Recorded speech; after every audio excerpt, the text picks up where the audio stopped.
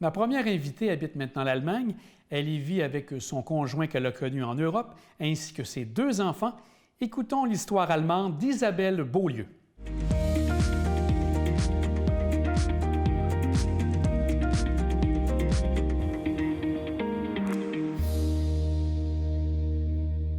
Moi, je vis à Nuremberg, en campagne, en banlieue de la ville de Nuremberg. C'est assez connu dans le monde. Il y a eu un grand procès après la guerre mondiale. Et quel métier exercez-vous là-bas en Allemagne? Je travaille pour l'assurance-emploi, pour le gouvernement. Un peu le même pendant que vous avez ici, qu'on a ici au Canada, là. C'est ça, c'est la même chose. Dans le fond, les gens paient de l'assurance-emploi quand ils travaillent, puis les gens peuvent avoir accès à ça quand ils perdent leur emploi à un certain moment de la vie. Ça peut arriver. Hein? Ouais. Puis moi, s'il y a quelqu'un qui m'avait dit que je travaillerais un jour pour l'assurance-emploi en Allemagne, j'aurais dit je pense que t'es pas bien, là. Et vous êtes originaire de quel... Oui, vous êtes originaire de quel endroit, vous, au Québec? De Château-Richer, sur la côte de Beaupré. Sur la côte de Beaupré. Excellent. Et vous êtes installé en Allemagne depuis combien de temps? Ça va faire 21 ans au mois de juillet. OK, c'est quand même un bon bout de temps. Ah oui, c'est quand même assez long. Là, je viens de passer. Je pense que là, mon mari me dit souvent, bientôt, tu vas avoir fait la moitié de ta vie en Allemagne. Ah, bien, c'est bien, c'est bien. Et je pense que c'était un peu ça a été un petit peu particulier, votre arrivée, comment vous avez connu l'Allemagne. Je pense que c'est en écoutant Salut, bonjour, comme vous me disiez, je crois. Oui. À un certain moment donné, je pense que c'était en l'an 2000, c'est ça. Je me préparais pour aller au cégep, puis je regardais Salut, bonjour en me préparant. Puis ils ont parlé d'un stage qu'on pouvait faire en Allemagne. Puis là, je me dis, ce serait une bonne idée. Je pourrais peut-être aller apprendre l'allemand. J'allais finir mes études en gestion hôtelière. Je me suis dit, il y a beaucoup d'Allemands en voyage, au Québec aussi. Donc, je me dis, je vais aller apprendre une 3e langue. Puis, ben, c'est ça. Je suis partie au mois de juillet sans avoir aucune connaissance de la langue. Tout le monde me disait, mon Dieu, t'es folle, comment ça tu fais ça? Mais moi, ça me tentait de voir un peu autre chose que le Québec. Puis c'est ça. Je suis arrivée ici. Puis c'était vraiment un dépaysement total parce que je connaissais pas rien. C'était pas facile au début, mais j'ai eu beaucoup d'aide. Puis je me suis vraiment forcée à apprendre la langue vraiment rapidement. Puis ça a bien fonctionné. Et vous étiez hébergé à quel endroit à ce moment-là? C'était un programme avec une auberge de jeunesse à Nuremberg. Puis j'étais à l'auberge de jeunesse. J'avais une chambre là. J'étais logée, nourrie, dans le fond, pendant 6 mois. Et si je comprends bien, vous avez rencontré l'homme de votre vie, je crois, à ce moment-là. Eh oui, 3 semaines après mon arrivée, j'ai fait la connaissance d'un bel Allemand dont je suis tombée amoureuse. Et puis, c'est ça, ça a fonctionné très rapidement. Puis, il est venu, après le 6 mois de stage, il est venu me visiter à Québec tout de suite. Puis, c'était une grosse affaire à Noël. Il est venu, puis là, mes parents ils étaient dans la fenêtre. Oh mon Dieu, l'Allemand arrive. C'était vraiment drôle. Et ça s'est déroulé comment? Donc, vous êtes revenu au Québec, comme vous dites. Vous êtes parti combien de temps? Voilà, pour 2 mois à peu près. Il fallait que je prépare mon arrivée en Allemagne. On voulait essayer de s'installer ensemble. Puis, il fallait que je me prépare parce que c'est pas facile de rentrer en Europe sans visa pour vraiment travailler en Europe, en Allemagne. En tant que Canadienne, on n'a pas le droit de travailler en Europe, donc c'était pas facile au début. Mais j'ai eu beaucoup de soutien de ma belle famille, de la famille à mon chum. Puis, on a réussi à passer à travers ça. Puis après ça, j'ai trouvé un emploi à l'auberge de jeunesse. J'ai eu beaucoup de soutien aussi. C'est eux qui m'ont engagée les 2 premières années pour pouvoir que j'aille un emploi, puis que je que je m'améliore aussi dans la langue, hein, pour que je puisse améliorer mon allemand. Puis après ça, je me suis mis à étudier l'espagnol. Puis c'est ça, comme ça, je me suis intégrée quand même assez rapidement. Et si j'ai bien compris, vous avez fondé une famille là-bas avec votre conjoint. Oui, quand même assez tard, parce que j'ai eu mon premier enfant en 2012. OK. Donc, ça a pris quand même un bon bout de temps avant qu'on se décide d'avoir une famille. Ouais. Mais là, maintenant, ben, c'est ça, j'ai deux petites filles. Bon, petites, il y en a une qui a 6 ans, puis l'autre, elle a 8 ans. C'est quand même assez jeune encore. Il y a de l'action à la maison. Puis elle s'appelle comment? Léonie, puis Marie. Ah, c'est bien. Ouais. Pouvez-vous nous parler des attraits majeurs qu'on peut retrouver rapidement autour de Nuremberg? Ah, bien sûr. À Nuremberg, Nuremberg, il faut dire que la ville a été détruite complètement après la guerre. Il n'y avait presque plus rien. Elle a été bombardée complètement. Donc, ils ont été obligés de reconstruire la ville au complet. Autour, il y a plein de châteaux, des forteresses. Il y en a partout en Allemagne, en fait. Nuremberg, c'est super beau, mais il y a tellement des belles villes partout en Allemagne. Ça vaut le coup. Et je pense ça vaut le coup de venir. Et je pense aussi que vous me disiez que ce que vous avez aimé, que vous appréciez beaucoup, c'est d'être tout près de différents pays en peu de temps, en auto, en train, etc. Oui, exactement. Comme nous, à partir de Nuremberg, on est à 3 heures de Prague. C'est une culture complètement différente en République tchèque. À 3-4 heures d'ici, on est en France, en Suisse, en Italie. L'Autriche est à 2h30. Il y a tellement de pays de différentes culture aux alentours que ça rend vraiment les voyages intéressants en Europe. J'adore vivre ici pour ça aussi. Si on regarde aussi les différences que vous avez vécues versus ce qu'on vit en Amérique du Nord avec l'Europe, quelles sont les différences les plus importantes que vous vivez en Allemagne? Il y a beaucoup de petits détails qui sont différents de notre vie au Québec. C'est ça, je vous avais envoyé quelques anecdotes, comme le soir, tous les Allemands ferment leurs stores. On ne voit pas dans les maisons le soir, là, à partir de... là, les stores, il y a des stores en métal à l'extérieur des maisons. Ils descendent ça, là, ça fait... Puis toutes les maisons sont... On peut pas voir à l'intérieur. Puis moi, j'aime pas ça. Je me sens comme dans une espèce de bunker. Puis là, je disais tout le temps à mon mari, non, on laisse la porte patio, on la laisse ouverte. Là. Moi, je veux voir dehors. Puis au Québec, il y a moins de clôtures. Ici, chaque terrain est vraiment délimité par une clôture. Il y a plein de détails comme ça qui sont différents. Les Allemands sont très organisés, sont très structurés. Mon mari, lui, est très structuré. Il faut qu'il planifie tout. Moi, je suis comme, on va voir là, comment ça va arriver. Plus spontané. OK. C'est peut-être une façon de voir les choses aussi. Là. Je ne sais pas si ça a rapport au fait d'être québécoise, là, mais... c'est ça, c'est différent. Les Allemands sont quand même très structurés. Vous m'avez parlé aussi, je crois, d'une pause thé ou une pause café qui arrive à 3 heures en après-midi, qui est un peu particulière, je crois. Oui, parce que les Allemands ici, on ne mange pas de dessert après souper parce que le dessert, on le mange avant. C'est comme, c'est comme vers 3 heures de l'après-midi, on fait, je sais pas, on invite des gens, une famille qui vient boire un café. Ben là, il faut qu'on se serve du gâteau avec ça. 3 sortes de gâteaux, puis du café. Puis là, à 5 heures, on a fini de manger notre gâteau. Puis là, à 6h30 ou 7 heures, ben on soupe. Ah, ben c'est bien. C'est vraiment drôle, oui. La nourriture en Allemagne est très diversifiée. Ils mangent souvent des rôtis. C'est des mets quand même assez lourds, hein? Des rôtis de viande, beaucoup de viande, des patates. Il y a aussi une sorte de patates pilées qu'ils mettent en boule puis qui font bouillir avec de la sauce. Il y a plein de choses comme ça. À part ça, la choucroute, ben c'est sûr que la choucroute, il y en a aussi. Il y en a qui mangent ça, mais nous, c'est plus touristique un petit peu, là. Okay. Mais les petites saucisses ou les saucisses en général, tout le monde, on mange ça tellement souvent, des saucisses, là. Puis il y a beaucoup de charcuterie aussi.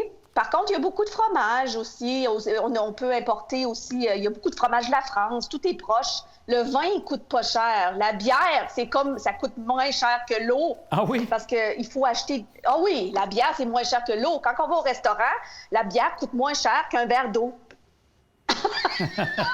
C'est particulier. Ah oui! Ah oui! Ah oui. Au niveau des fêtes, vous me disiez aussi qu'il y avait certaines différences dans le temps des fêtes. Je pense que vous avez quelque chose en novembre qui est fêté en Allemagne. Il y a bien sûr la fête chrétienne en décembre. Comment ça se vit chez vous? Oui, parce que...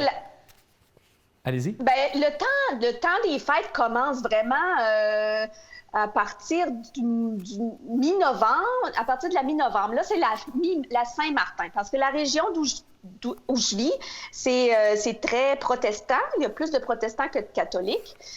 Puis, ils fêtent la Saint-Martin. Saint-Martin, elle vient le 11 novembre. Puis, elle apporte des petits présents aux enfants pauvres. Puis, c'est ça, la tradition. Les enfants vont dans les rues, puis avec des lanternes qu'ils ont fabriquées eux-mêmes. Puis, ils chantent des chansons. C'est le soir, là, quand il fait déjà noir. Puis là, c'est vraiment beau. On voit des enfants partout, se promener partout avec des lanternes en chantant. C'est une très belle tradition. Les enfants adorent ça. Même moi, j'adore ça. Je trouve ça vraiment beau. Le temps des fêtes est extraordinaire aussi. Là. Les marchés de Noël, il y en a dans chaque village, plein de petites décorations à acheter, plein de choses à manger aussi. Les marchés de Noël, vous en avez un à Québec maintenant? Oui. Mais c'est vraiment beau parce qu'il y en a dans chaque village. Puis c'est une atmosphère très, très féerique à Noël. C'est très, très beau. J'adore Noël, passer Noël ici. Mes enfants, eux, c'est ça, ici, à Noël, c'est pas le Père Noël qui vient dans la région d'ici. Dans d'autres régions de l'Allemagne, c'est le Père Noël, mais ici, dans la région protestante, c'est le Christkind.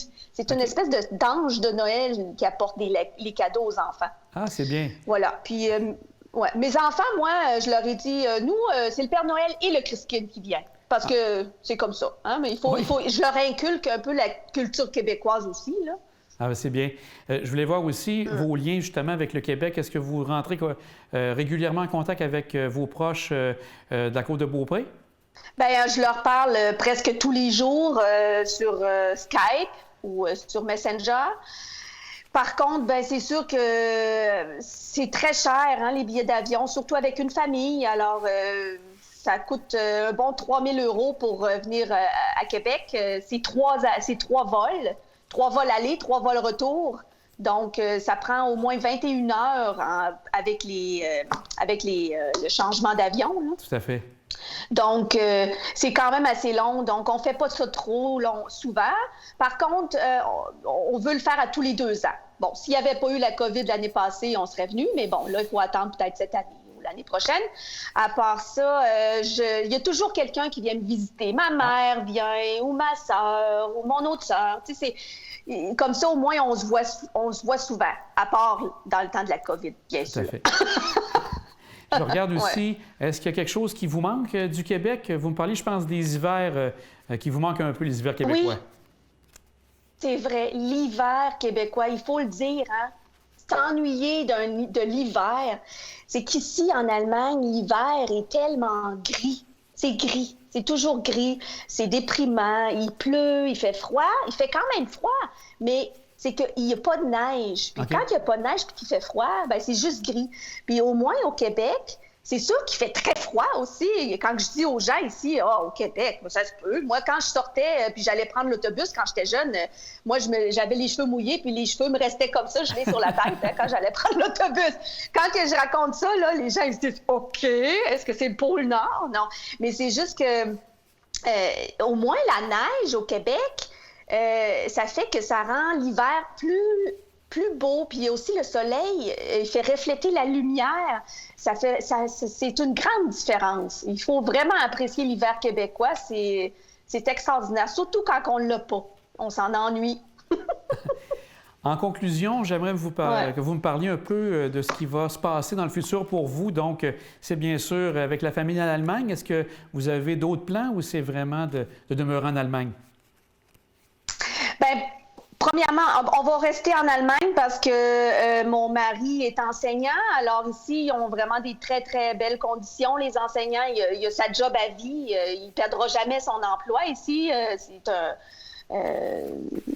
Les enseignants, ils ont une job vraiment très, très sécuritaire.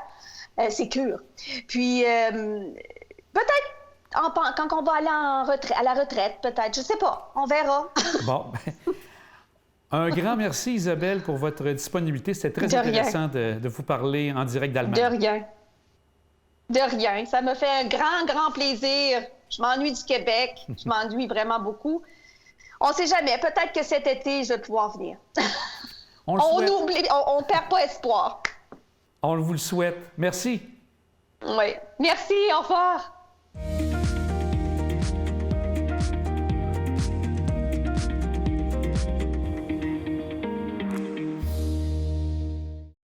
Le père Scott Kazenberger est né aux États-Unis et a séjourné à Sainte-Anne-de-Beaupré une première fois en tant que séminariste. À cette époque, il ne se doutait pas qu'il allait revenir en tant que recteur du sanctuaire de Sainte-Anne-de-Beaupré. Allons écouter l'histoire du père Kazenberger.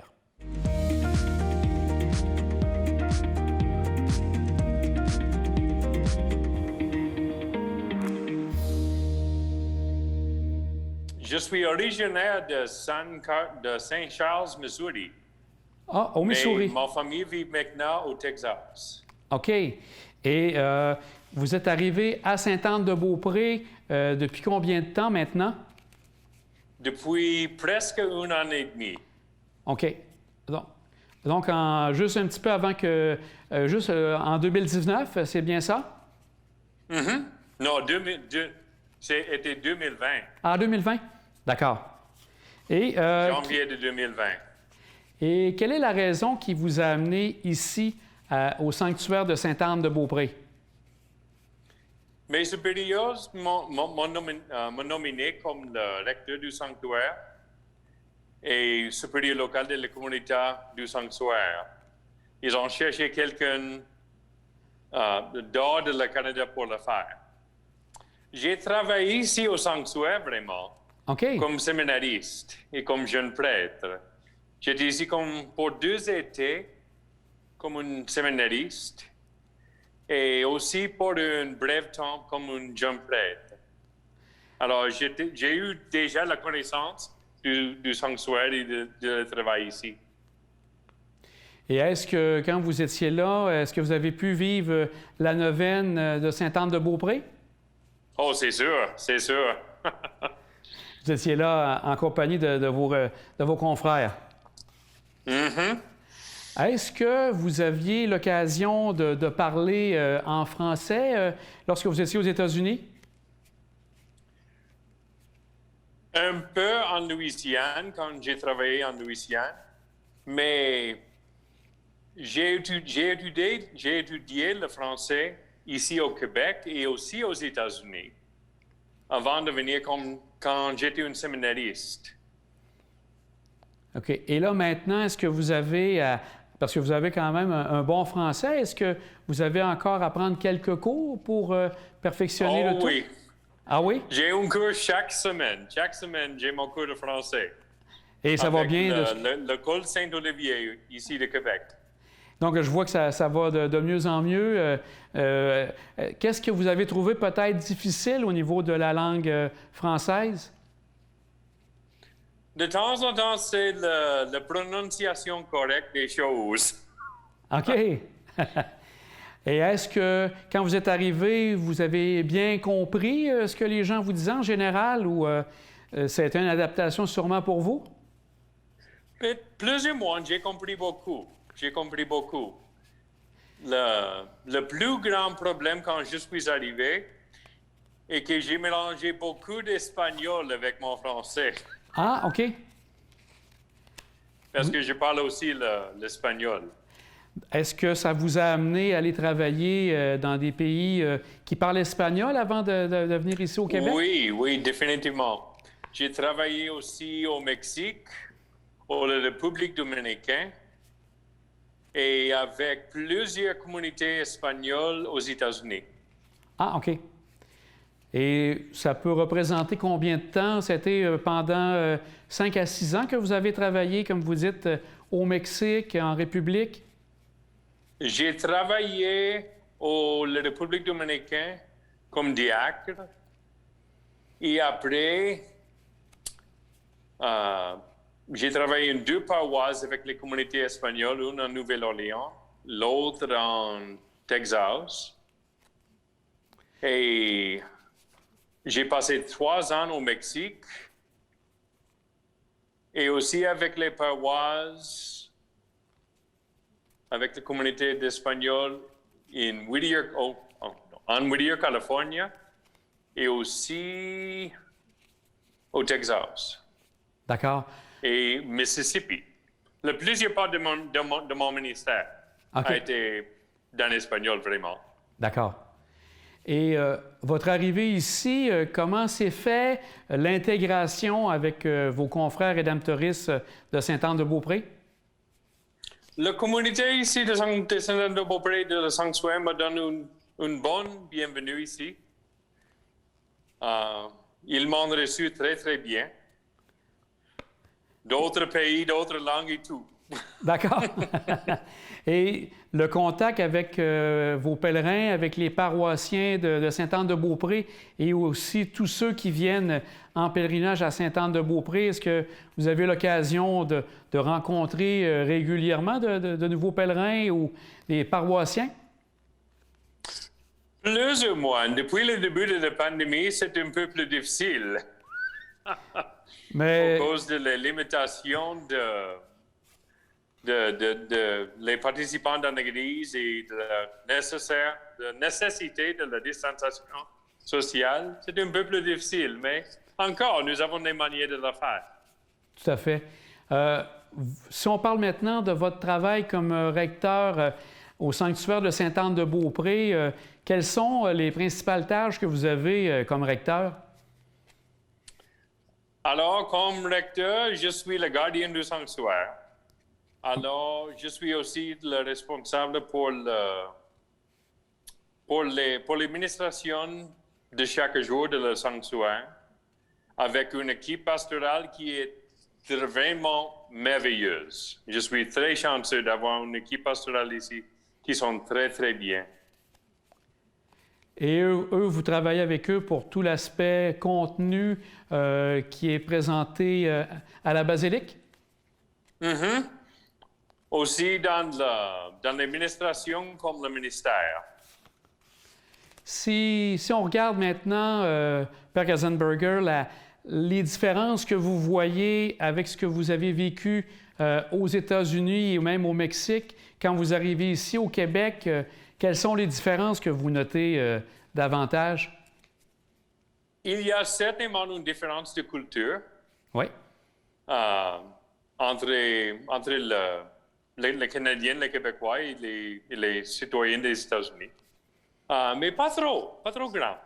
Pas trop grand. Il y a beaucoup plus en commun, j'ai découvert.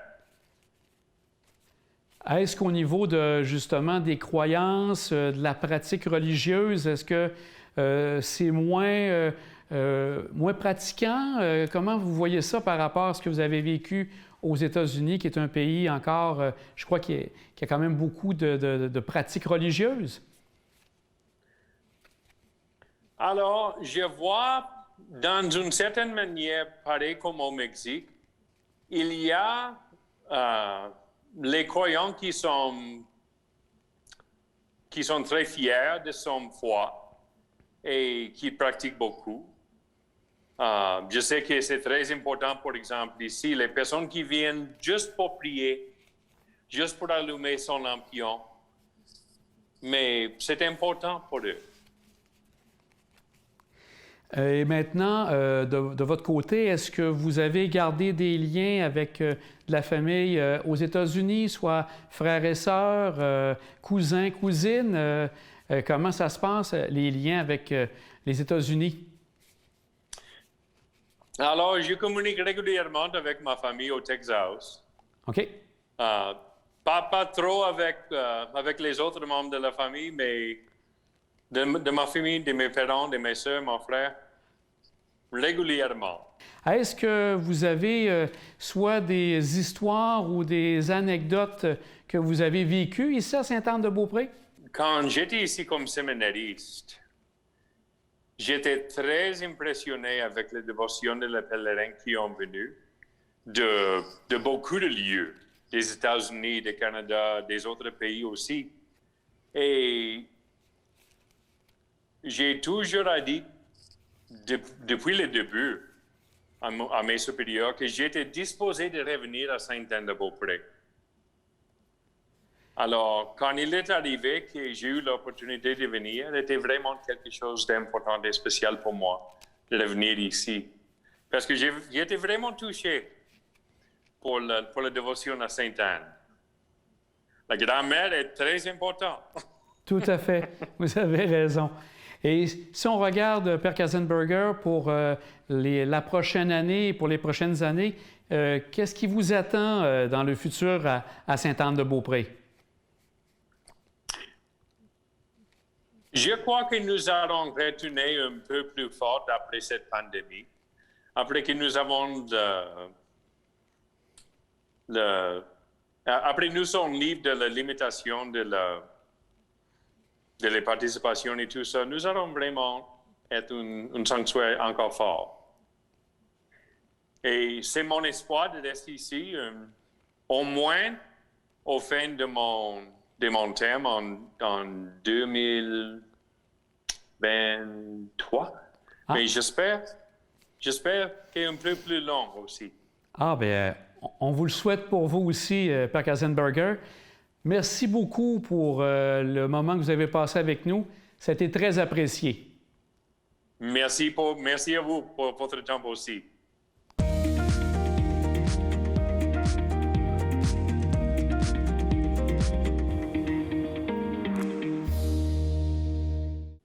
C'est tout pour cette semaine. On se revoit la semaine prochaine où nous pourrons rencontrer une personne originaire de Sainte-Anne-de-Beaupré qui habite maintenant l'Ouest canadien, soit Mario Racine, ainsi qu'un Français qui a décidé de débarquer sur l'île d'Orléans, sa nouvelle terre d'adoption, M. Jérôme Longjarret. Bonne semaine!